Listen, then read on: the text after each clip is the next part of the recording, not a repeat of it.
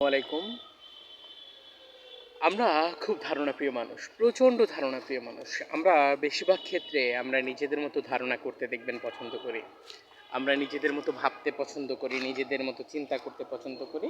তবে সেটা সকল জায়গায় আমাদের কখনোই উচিত না যে এইটা আমার ভেবে নেয়া, এইটা চিন্তা করা, এটা হতে পারতো। ঠিক আছে? সব জায়গায় না। এটা অবশ্যই চিন্তা করা উচিত, কিন্তু সব জায়গায় না। এই যে অতিরিক্ত ধারণা, ভুল ধারণা, মানুষের অতিরিক্ত এই যে ধারণার কারণে বেশিরভাগ সময় ধারণাগুলো ভুল হয়। এই যে ভুল ধারণা, ভুল চিন্তা, এই জন্য মূলত আমাদের অনেকের সম্পর্ক নষ্ট হয়।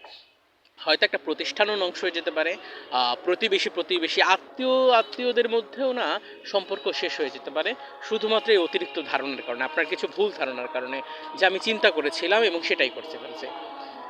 ঠিক আছে? এই যে সমস্যাটা, এইটা কখনোই আমাদের উচিত না।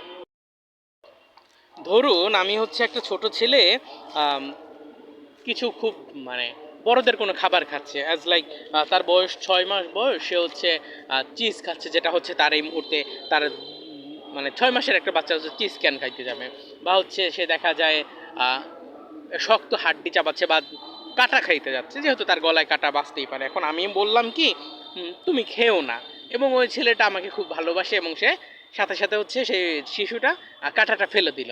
পাশে একজন বড় মানুষ বসে আছে, সে মনে করলো যেহেতু খাইতে মানা করছে, তার মানে এই মাছ কি করা যাবে না, খাওয়া যাবে না, এই কাঁটা খাওয়া যাবে না। তখন সে করলো কি, নিজেও খাইলো না এবং অন্যদের বললো কি, না না, এই মাছ খাইতে মানা করছে, তার মানে মাছের সমস্যা আছে।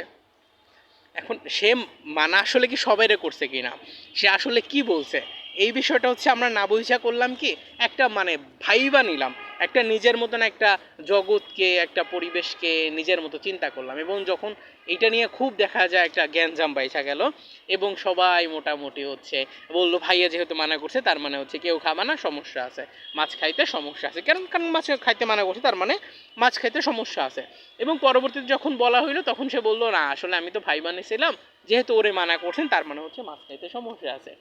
এই যে ভাইবা নেয়া, বিশ্বাস করেন আপনার আশেপাশে বন্ধু বান্ধব আত্মীয় স্বজনে এমন অনেক মানুষ আছে যারা এরকম ভাইবা নেয়, এবং তারা ভাইবা নেয়া সেই পরিবেশটা, সেই সম্পর্কটা তা আসলে নষ্ট করে ফেলে।